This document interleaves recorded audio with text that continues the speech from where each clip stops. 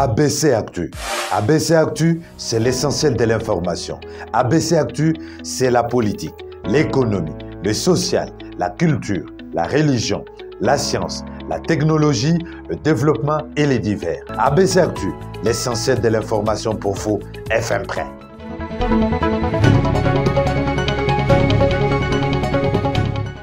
Bonsoir à tous. Les grandes lignes de l'actualité de la RDC, c'est tout de suite avec ABC Actu. Et malgré l'interdiction des autorités, Fayulu, Sesanga Matata et Katoumi confirment et maintiennent le sit-in prévu ce jeudi devant les sièges de la CENI sur le boulevard du 30 juin. Un élément assurant dans ce journal. Bientôt en République démocratique du Congo, la mise en place du secrétariat général de personnes vivant avec handicap, une nouvelle qui a fait l'objet d'un échange entre le vice-premier ministre de la fonction publique et la ministre déléguée chargée de personnes vivant avec handicap. Plus de détails à suivre dans ce journal.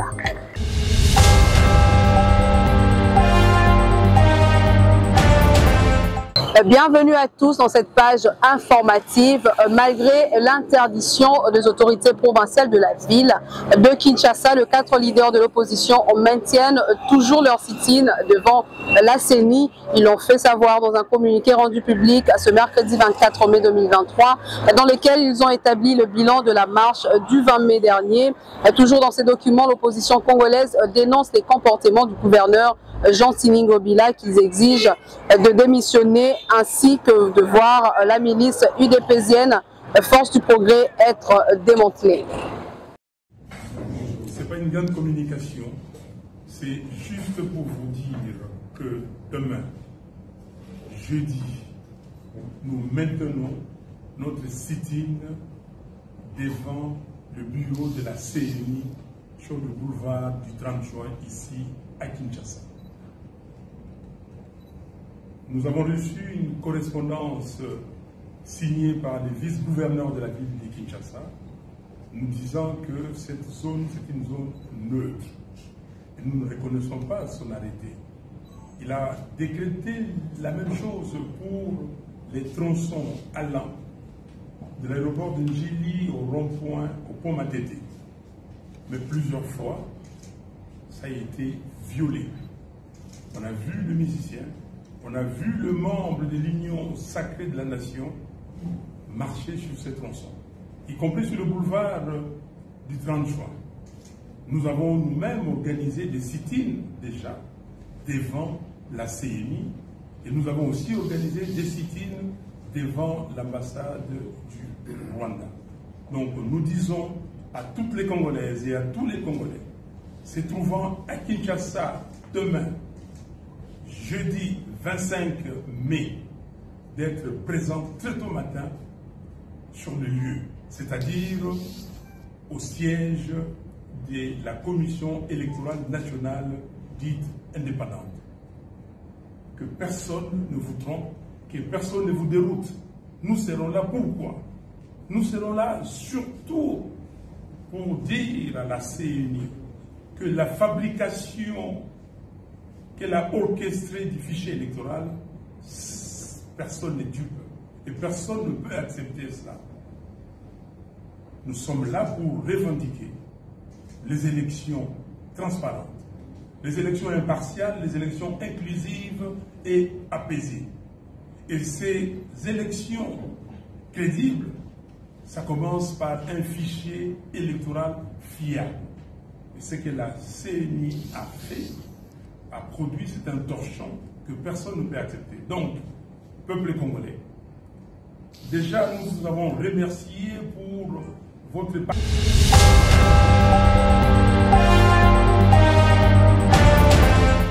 Le chef d'état-major général de forces armées de la RDC a visité près de 10 000 recrues en formation au centre d'instruction de Kitona mardi 23 mai dernier. Regardez.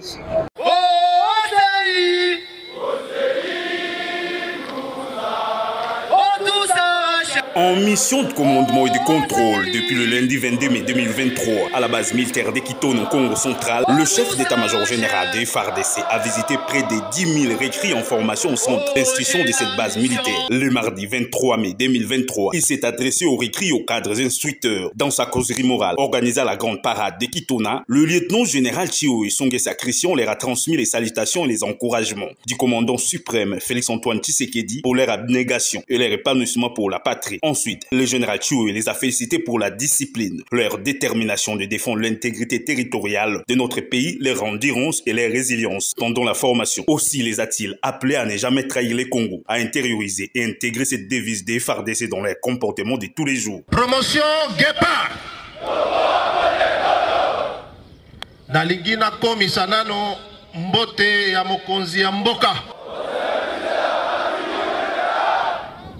Nayaki kotala bino na monaki bino ndenge bozalaki lelo pe na moni bino ndenge bozali na moni changement eza na miso na bino elongi na bino ezwi poso mosusu na moni poso ya soldat. Discipline eza mai ya komela ya soldat ndenge oza na centre et l'armée est reposée sur le règlement militaire ndenge toza a armée eza na mission na yango jour yo kobima oko présenter nini na mboka esengeli o présenter eloko moko na mboka eloko wana c'est protéger la population et défendre l'intégrité territoriale. Est-ce que toyokani? Soulignons que la visite du chef d'état-major général a pour objet l'évaluation des conditions de vie et de l'état de l'avancement de la formation des recrues. Bien avant sa prise de parole, le lieutenant général Ilunga Kampete Igraston, commandant de la base militaire d'Ekitona, a souhaité la bienvenue au chef d'état-major général et souligné les bons déroulements de la formation des recrues dans cette promotion baptisée Guépard. Enfin, les volontaires de la promotion Guépard d'Ekitona ont exprimé leur gratitude au commandant suprême pour les bons déroulements de leur formation. Jusqu'à là impeccable, la causerie morale s'est terminée, comme d'habitude, par un défilé des troupes.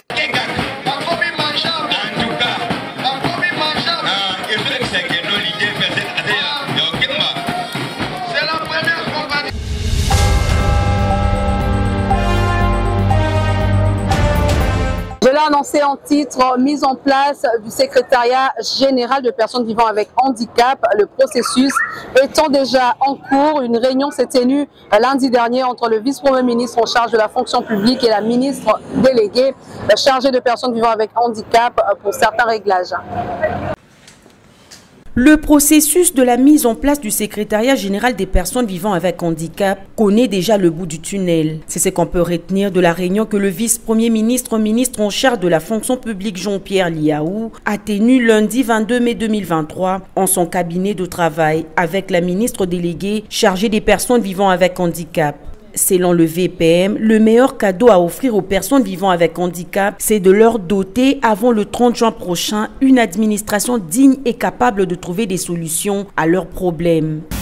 Pas une administration qui ne sera constituée que des personnes vivant avec handicap. C'est une administration comme toute autre administration, mais qui va certainement faire la différence avec les autres parce qu'elle aura certainement vocation à prendre en compte aussi des personnes vivant avec handicap. Et à montrer l'exemple à d'autres administrations, parce que ce qui est en jeu, c'est aussi l'exclusion à laquelle font face justement tous ces Congolais qui certes peuvent vivre avec des handicaps, et c'est le cas pour beaucoup, sont capables d'être utiles à la nation. Pourquoi ne pas avoir des secrétaires généraux, mais qui soient des personnes à mobilité réduite? Oui, je l'ai dit, c'est une exclusion, c'est un véritable apartheid social qui doit s'arrêter. Pour sa part, la ministre déléguée Irène Sambo s'est réjouie de voir ce processus cheminer vers le recrutement compétitif et qualitatif des agents publics de l'État. Vous savez, les personnes avec handicap doivent fêter leur indépendance. Elles ont été longtemps oubliées, marginalisées, mais le président de la République, Félix-Antoine Tshisekedi Tshilombo, est venu avec une nouveauté de par sa vision. Et aujourd'hui, il faut que ces personnes vivent cette nouveauté. Pour le VPM Jean-Pierre Liaou, l'apartheid social doit prendre fin au sein de l'administration publique avec la mise en place du secrétariat général du ministère des personnes vivant avec handicap qui matérialise la volonté du chef de l'État de créer une administration spécifique dédiée à la gestion des personnes vivant avec handicap.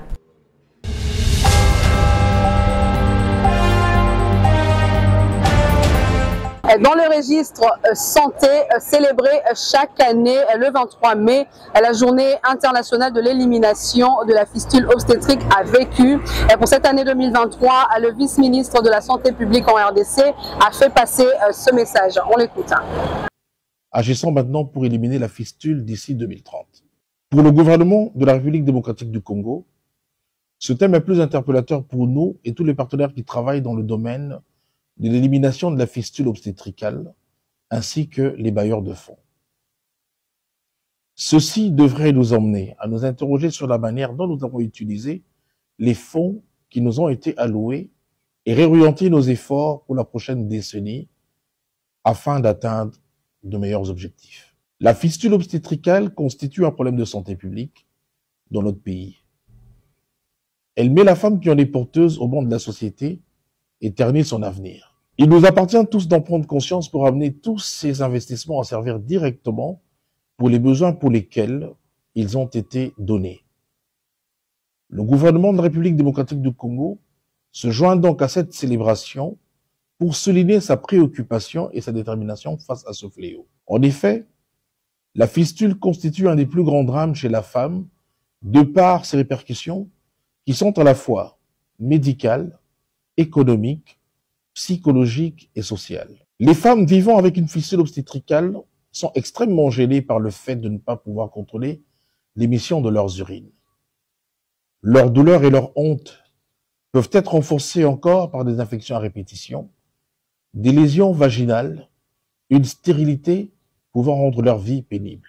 À travers le monde, on estime à plus de 2 millions de jeunes femmes vivant avec une fistule obstétricale non soignée, et que 50 à 100 000 nouveaux cas surviennent chaque année. Il est probable que ces chiffres soient sous-estimés parce que ces jeunes filles ou ces femmes ont tendance à vivre dans la honte, le silence et l'isolement et ne sont pas connues du système de santé. Chers compatriotes, la RDC, notre pays, est concernée par ce fléau. Les données récentes notifiées en 2022 dans le DHIS2 relèvent 3161 cas de fistule obstétricale notifiés sur toute l'étendue du territoire national.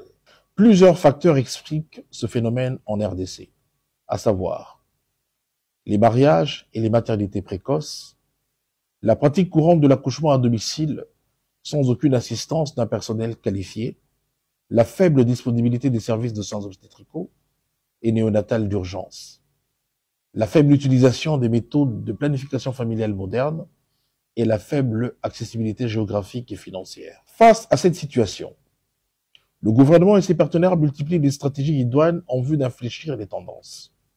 C'est donc dans cette optique que mon ministère, à travers le Programme national de santé de la reproduction, organise depuis 2006 jusqu'à ce jour des campagnes de réparation de la fistule obstétricale avec l'appui de l'UNFPA, InGender Health et FISPRO. Le ministère a mis en place le comité national de pilotage pour l'élimination de la fistule obstétricale, pour mettre en œuvre la stratégie nationale d'élimination de la fistule obstétricale. À côté de cette stratégie, le ministère et ses partenaires ont mis en place un programme de formation pour la prise en charge des femmes porteuses de fistule obstétricale afin d'augmenter la masse critique des prestataires qualifiés pour éviter le déplacement de celles-ci vers les grandes formations.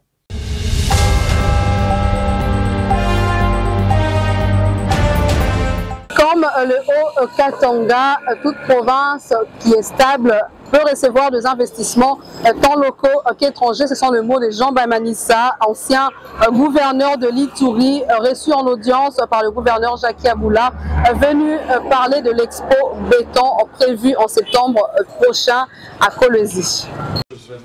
Mon passage ici à Lubumbashi, j'ai tenu à rencontrer son Excellence Monsieur le Gouverneur et passer en revue quelques questions qui sont toujours récurrentes, en tout cas dans la gouvernance des provinces. D'ailleurs, d'abord à le féliciter pour la stabilité. Vous savez que nos provinces, chez nous en Ituri, on est sous état de siège, mais rappelez vraiment que c'est la stabilité qui permet le développement Et toute province qui est dans une situation stable est une province qui peut recevoir des investissements tant des locaux que de l'étranger, mais aussi que cela soit fait en partenariat public-privé. Comment est-ce que nous devons occasionner la présence des partenaires congolais dans les différentes affaires. Et de ce point de vue-là, moi je suis beaucoup plus tourné vers le domaine de la construction et nous organisons tout ce qui est Expo Béton, le développement des villes. Et nous réfléchissons sur ces questions et nous l'avons fait au niveau de Kinshasa jusqu'à présent et cette année nous allons le faire au Lualaba, donc qui attire beaucoup. C'est vrai que Lubumbashi a déjà ses infrastructures, mais Kolwezi est en train de se développer et toujours en corrélation très profonde avec le Haut-Katanga, Lubumbashi et ses différentes villes. Donc nous avons réfléchi quelle pourrait être la présence aussi de la province lors de ces assises qui vont se tenir à Kolwezi du 6 au 9 septembre. Ce sera autour de l'Eldorado que nous sommes en train de ressentir vers le Katanga. Et cela demande une politique de l'aménagement du territoire qui puisse être réfléchie parce qu'on le voit aujourd'hui à Kinshasa, c'est une ville qui aujourd'hui est économiquement étouffée, il n'y a pas de mobilité. Il ne faut pas que demain nous puissions avoir la même chose ici, que l'urbanisation ne réponde pas au développement et que les infrastructures ne répondent pas non plus au développement de la province qui se veut être une province minière mais qui doit répondre aux besoins de la population. Nous avons des approches qui doivent toujours aller vers le contentement de la population et c'est ce que je disais, aujourd'hui nous devons garder nos provinces stables comme celle-ci et prêtes à devenir et le gouverneur est tout à fait disposé à ce que nous puissions revenir. Et moi j'ai ma casquette aujourd'hui de gouverneur honoraire ou de gouverneur en suspens, mais qui peut aussi partager en tout cas des expériences avec ses collègues.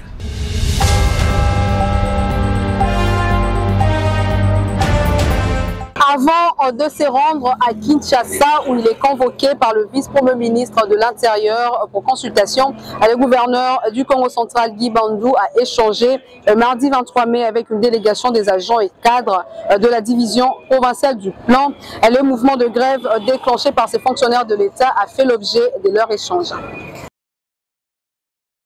Suite au mouvement de grève radicale décrété par les agents et cadres de la division provinciale du plan du Congo central, l'autorité provinciale Dr Guy Bandou a eu un entretien ce mardi 23 mai au gouvernorat de province avec une délégation de grévistes conduite par le ministre provincial du plan Roger Nimi Mwanda afin de trouver tant soit peu une solution à cette problématique. Pendant près de 2 heures, la délégation a fait savoir au gouverneur leur desiderata et à son tour, le chef d'exécutif provincial s'est dit préoccupé par cette situation et les a par la suite invités à organiser un service minimum jusqu'à ce qu'une solution palliative à leur demande soit trouvée. Tour à tour, Roger Nimi et Cédric Kiava, respectivement ministre provincial du plan et cadre de la division, ont fait le point de leurs échanges. Son Excellence le gouverneur s'est engagé à prendre contact avec le ministère d'État au niveau de Kinshasa pour que ce ministère puisse recevoir une délégation de la province du Congo central. Il a demandé aux agents, aux amis, de ne pas garder la grève sèche ou sauvage, mais d'organiser au moins un service minimum.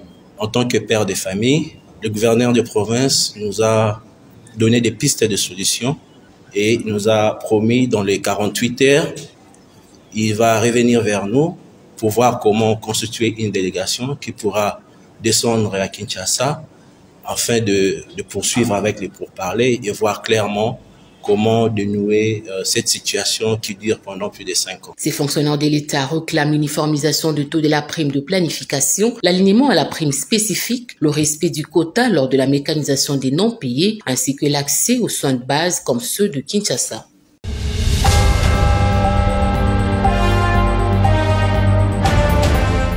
Poursuivons ce journal avec le directeur général de Vodacom Congo qui s'est dit disposé à collaborer avec l'ARSP à propos du contrôle de la réglementation dans le secteur de la sous-traitance.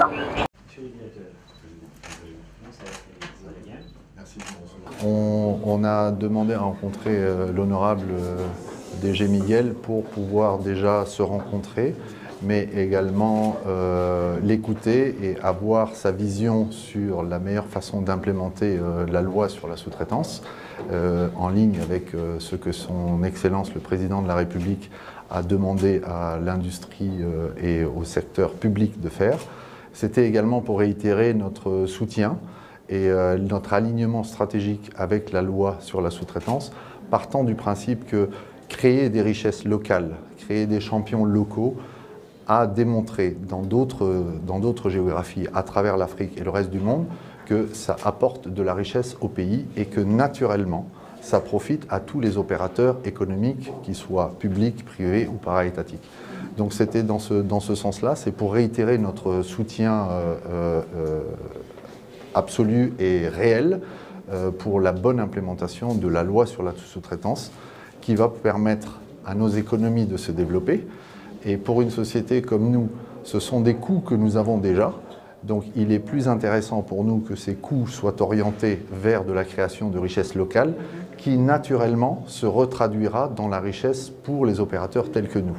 Donc, et ça va créer des emplois, ça va créer de la richesse locale, ça va augmenter le pouvoir d'achat et le niveau de vie de nos populations et naturellement ça va se transformer en richesse additionnelle pour le pays et donc pour les opérateurs tels que nous qui opérons uniquement pour la clientèle congolaise. Donc tout ce qui peut contribuer à l'enrichissement et l'augmentation de la valeur de ces différents participants à notre industrie est quelque chose que l'on accueille avec beaucoup d'optimisme.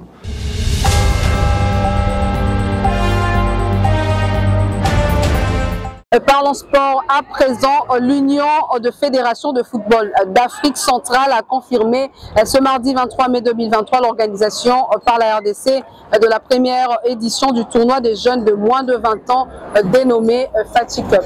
Regardez. La première édition des Fatih Cup aura bel et bien lieu à Kinshasa. Confirmation émane des responsables de l'instance sous-régionale membre de la Confédération africaine de football en charge du développement du football d'âge.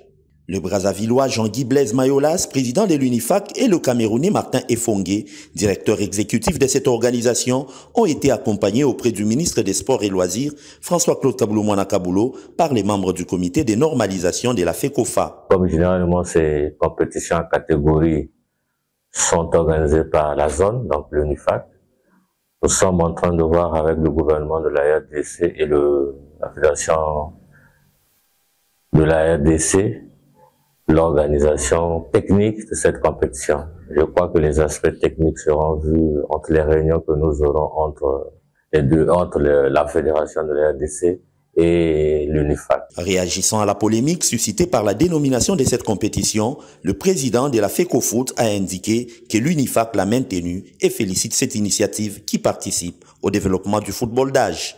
Pour la dénomination, il n'y a pas de problème. La sous-région, d'abord, on en félicite ce genre d'initiative. Donc il n'y a pas de souci pour ça. Le coup d'envoi de la première édition de ce tournoi réservé aux jeunes footballeurs de moins de 20 ans sera donné le 30 juin prochain, tandis que la finale est prévue le week-end du 7 au 9 juillet 2023 à Kinshasa.